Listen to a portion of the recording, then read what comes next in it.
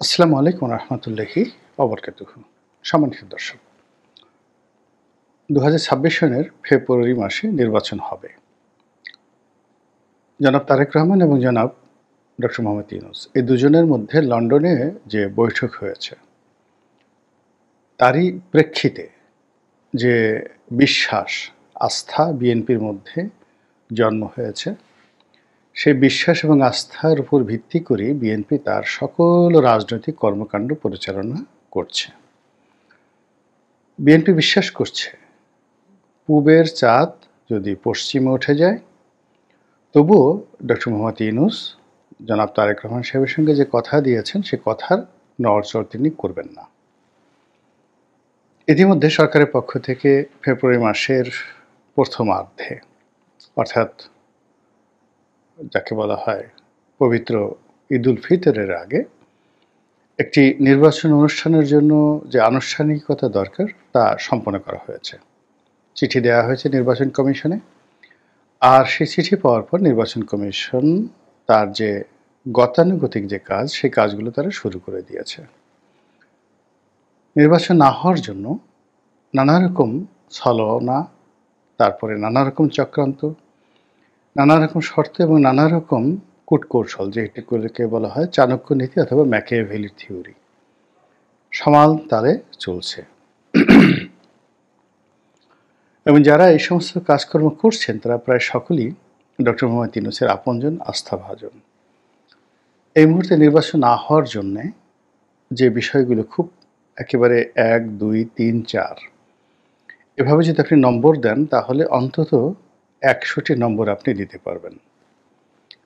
সরকারের যারা stake holder এই মুহূর্তে, অর্থাৎ বিএনপি সরকারে না থেকেও আছে, তারা মাঠ, ঘাট, পথ, সচিবালয়, পুলিশ প্রশাসন থেকে শুরু করে সব জায়গাতে সবচেয়ে বড় অংশ তারা দখল করে আছে। কিন্তু একটি সরকার পরিচালনা এবং নীতিগত সিদ্ধান্ত গ্রহণের ক্ষেত্রে, যেটিকে কিচেন ক্যাবিনেট বলা হয়, সেই কিচেন ক্যাবিনেটে সরকারের কোনো যে প্রতিনিধি, তাদের সঙ্গে বিএনপির কোনো যোগাযোগ আছে, এরকম কোনো নমুনা নেই। ফলে অনেকগুলো সিদ্ধান্ত ইতিমধ্যে হয়ে গেছে, যে সিদ্ধান্ত আলটিমেটলি বিএনপির বিপক্ষে চলে গেছে। আর অন্যদিকে বিএনপির সাথে ডক্টর মোহাম্মদ ইউনূসের যে সম্পর্ক, সেই সম্পর্ক থাকার পরেও জামাত, এনসিপি, আমেরিকা এবং চীন, পাকিস্তান, এই যে দেশি বিদেশি যে শক্তিগুলো, এই শক্তিগুলোর যে সমন্বয়, এই সমন্বয়ের মধ্যে বিএনপি বলতে গেলে নেই। ডক্টর মোহাম্মদ ইউনূসের সঙ্গে বিএনপির যে সম্পর্ক, এটি অনেকটা টক ঝাল মিষ্টির মতো। ডক্টর মোহাম্মদ ইউনূসের সঙ্গে তারেক রহমান সাহেবের কি পরিমাণ কথা হয়, সেই কথার প্রেক্ষিতে ডক্টর মোহাম্মদ ইউনূস তারেক রহমান সাহেবের প্রতি কতটা ভরসা করেন, আর তারেক রহমান সাহেব ডক্টর মোহাম্মদ ইউনূসের প্রতি কতটা ভরসা করেন, সেটা তাদের ব্যক্তিগত বিষয়।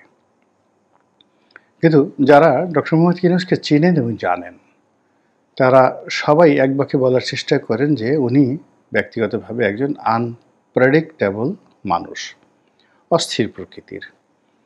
তিনি তার কতগুলো চিন্তা, তার কতগুলো পছন্দ, তার কতগুলো ভালোবাসা ওই জায়গাগুলো থাকে, ওর বাইরে তিনি যান না। যেমন সেই নূরজাহান বেগম, লামিয়া মোর্শেদ, এরকম দুজন বা আরও 2-4 জন আছেন, দীর্ঘদিন ধরে তাদের সঙ্গে তার সম্পর্ক। সারা দুনিয়াও যদি তাদের বিরুদ্ধে বলে, ডক্টর মোহাম্মদ ইউনূস তাদেরকে ছাড়বেন না। আবার তিনি যাদেরকে অপছন্দ করেন, সে সকল মানুষদের পক্ষে যদি সারা দুনিয়াও বলে, উনি তাদের সঙ্গে বন্ধুত্ব করবেন না। এই গেল ওনার একটা চরিত্র।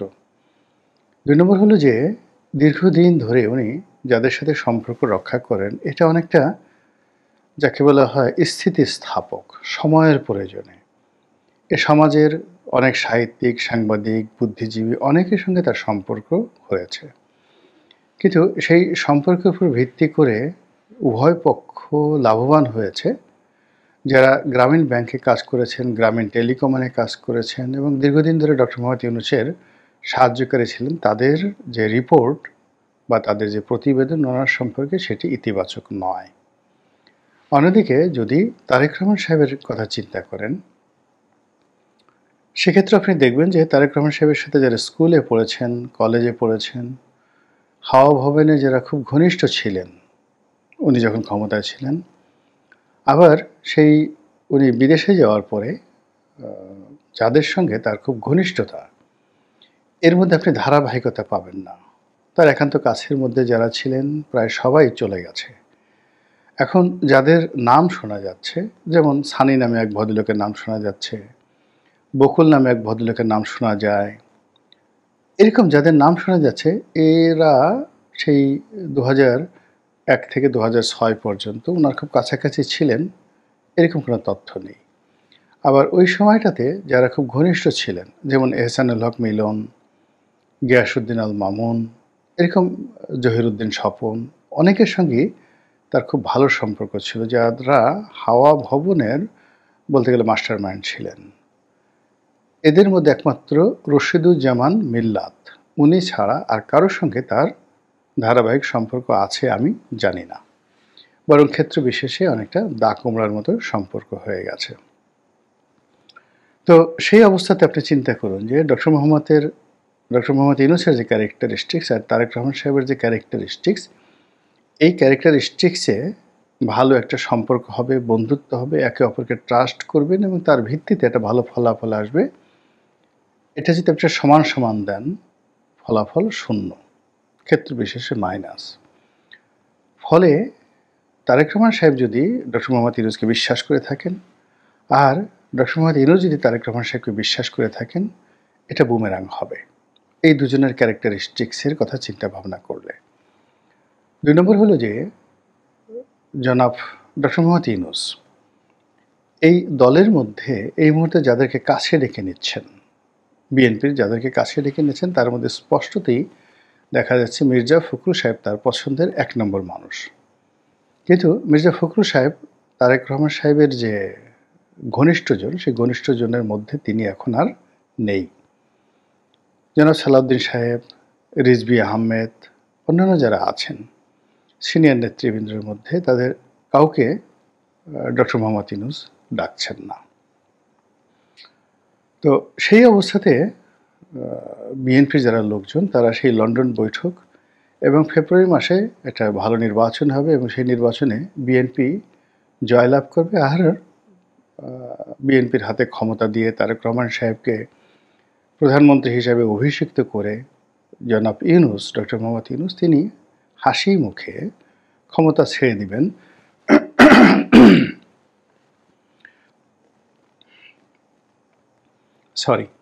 তো ক্ষমতা ছেড়ে দিবেন, এই জিনিসগুলো আমি খুব সহজে মিলাতে পারি না। আমি বরং যেই জিনিসগুলো বিএনপির দুর্ভোগ দুর্দশা দেখতে পাই, যে বিএনপি অতীতে শেখ হাসিনাকে বহুবার বিশ্বাস করেছে, আমেরিকাকে বিশ্বাস করেছে, ভারতকে বিশ্বাস করেছে। বিএনপি যেখানেই বিশ্বাস করেছে সেখানে বিএনপি রীতিমতো রাম ধরা খেয়েছে। আর বিএনপির যে সফলতা, সেই সফলতা প্রকৃতি এমন একটা ঘটনা ঘটিয়ে দিয়েছে যেখানে আসলে বিএনপির করণীয় তেমন কিছু ছিল না। এবং বিএনপির জীবনে যত দুর্ভোগ দুর্দশা প্রায় সবগুলি আনএক্সপেক্টেড। জিয়াউর রহমান সাহেবের মৃত্যু, সত্তার সাহেবের যে পতন, এরশাদের উত্থান, আবার 2001 সনে 1996 সনে বিএনপির পরাজয় কোনো রিজন ছিল না।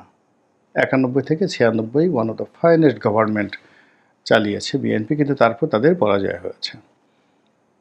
আবার 2001 থেকে 2006 পর্যন্ত ঠিক শেষ সময়টাতে সামান্য কিছু ত্রুটি বিচ্যুতি যদি ধরেন কিংবা হাওয়া ভবনের বদনাম ধরেন, এইগুলো বাদ দিলে আর ওই বিচারপতিদের বয়স বাড়ানো, এরকম কিছু জিনিস যেগুলো আসলে উত্তেজনা তৈরি করেছিল, কিন্তু ফান্ডামেন্টাল যে প্রবলেমগুলো একটা দল চলে যাওয়ার জন্য বা একটা দলের বিরুদ্ধে সামরিক কু হওয়ার জন্য যা কিছু দরকার সেটা বিএনপি করেনি, কিন্তু বিএনপিকে ক্ষমতা হারাতে হয়েছে।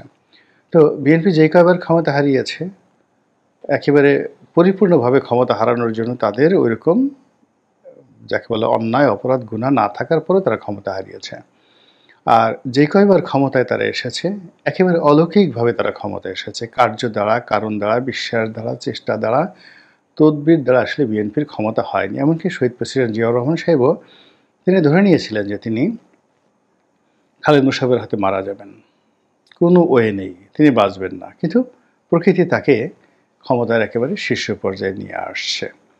তো এখন বিএনপি যে কাজটি করছে সেটি তারা নিয়তির উপর বিশ্বাস রাখছে না। তারা তাদের দলের যে নিয়ন্ত্রণ সেটা প্রতিষ্ঠা করতে পারছে না, বরং ক্ষমতায় যাওয়ার জন্য যে তাড়াহুড়ো করছে। আর ক্ষমতায় যাওয়ার আগে যে ভোটের কথা বলা হচ্ছে সেই ভোটের মাঠটি বিএনপির জন্য এতটা জটিল এবং কুটিল হয়ে পড়েছে যে সত্যিকার অর্থে যদি একটি প্রতিযোগিতামূলক ভোট হয়, আওয়ামী লীগ যদি নাও আসে, এখন যারা আছে তারা বিএনপির বিরুদ্ধে যে অভিযোগগুলো তুলছে এবং আগামীতে তুলবে সেগুলো মোকাবেলা করার মতো পরিবেশ পরিস্থিতি বিএনপির নেই। দ্বিতীয়ত হাতে যে সময়গুলো রয়েছে, অর্থাৎ এটা ধরুন অক্টোবর মাস, তো অক্টোবর নভেম্বর আর মাত্র 2 মাস আছে। ডিসেম্বরে যদি শিডিউল ঘোষণা করা হয় এবং তারেক রহমান সাহেব ডিসেম্বরের মধ্যে আসবেন কি আসবেন না, আসলেই বা কী হবে, এটা আমি এখন বুঝতে পারছি না। এই কারণ হলো যে প্রতিটি জেলাতে পাবলিক মিটিং করা, দলীয় নেতাকর্মীদের মধ্যে সমন্বয় করা এবং তিনি যেভাবে মনোনয়ন দিবেন বা মনোনয়নকে বাস্তবায়ন করবেন, যেভাবে গ্রুপিং হয়ে আছে, আমার কাছে পুরো বিষয়টা এত সহজ মনে হচ্ছে না। এবং তিনি যাদের সাথে বন্ধুত্ব করতে চাচ্ছেন, জোট সঙ্গী হিসেবে 50, 60, 70টি সিট ছেড়ে দিতে চাচ্ছেন, আলটিমেটলি এটা wastage of time, money and energy. অর্থাৎ এই যে সঙ্গী সাথী যাদেরকে দিচ্ছেন, বিএনপির লোকজন মনে করছে এরা আবর্জনা, এদের কারোরই দরকার নেই বিএনপি রাজনীতি করার জন্য, বিএনপি একাই 100। বিএনপির মূল প্রতিদ্বন্দ্বী যেখানে আওয়ামী লীগ, যেখানে আওয়ামী লীগ নেই, সেখানে জামাতের সাথে প্রতিদ্বন্দ্বিতা করার জন্য যদি তাকে জোট করতে হয় এবং সেই জোটের জন্য যদি 50টি 60টি সিট ছেড়ে দিতে হয়, এটি বিএনপির প্রথম পরাজয়। এনিওয়ে, সেদিকে আমি গেলাম না। আমি প্রথম যে জিনিসটা বলার চেষ্টা করছি সেটা হলো বিএনপির সকল পর্যায়ের নেতা তারেক রহমান থেকে শুরু করে সবাই কায়মনে বাক্যে বিশ্বাস করছে, ধরে নিচ্ছে শতভাগ, দেয়ার ইজ নো ওয়ে 1% তারা এখানে যদি কিন্তু রাখেনি, ডট সেমিকোলন দাড়িকমা রাখেনি, সেটা হলো ডক্টর মোহাম্মদ ইউনূসের কমিটমেন্ট অনুযায়ী ফেব্রুয়ারি মাসে নির্বাচন হবেই। সে অনুযায়ী তারা বক্তৃতা দিচ্ছেন, ডক্টর মোহাম্মদ ইউনূসকে যত রকম সহযোগিতা দরকার সব করছেন, এমনকি তার সফর সঙ্গী হয়ে আমেরিকাতে গিয়ে তারা অপমানিত হচ্ছেন, লাঞ্ছিত হচ্ছেন।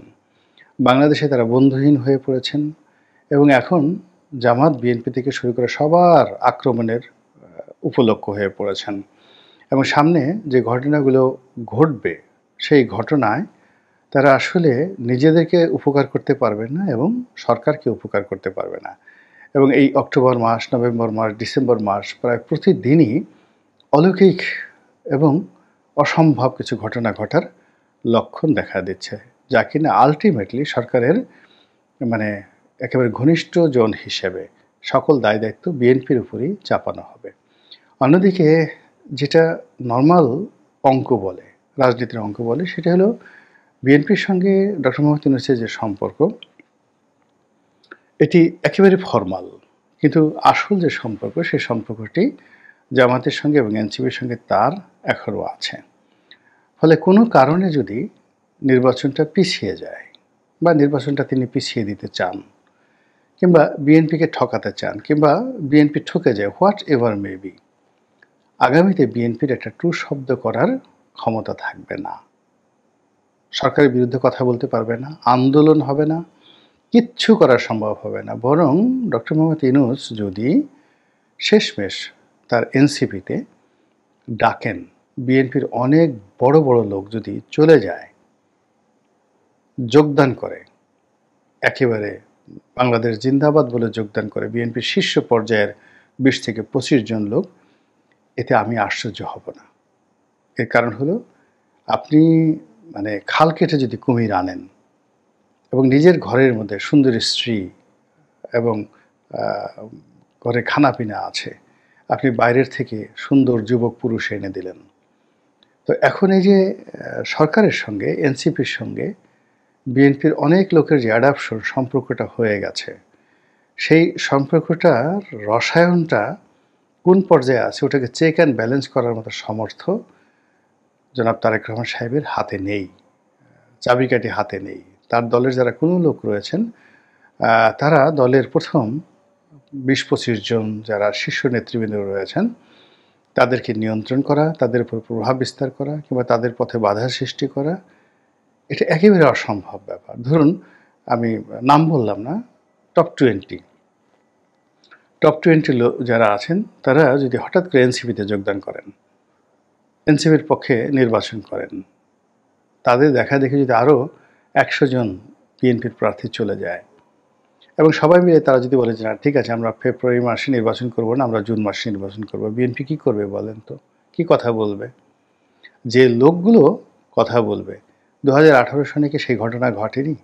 বিএনপি যাদেরকে বিশ্বাস করেছে, যাদের উপর নির্ভর করেছে, একেবারে নির্বাচনের রাত্রি নয়, যেদিন নির্বাচন হলো সেই দিন দুপুর পর্যন্ত কি তারা শেখ হাসিনা এবং আওয়ামী লীগের পক্ষে কথা বলেনি? আওয়ামী লীগের হয়ে কাজ করেনি?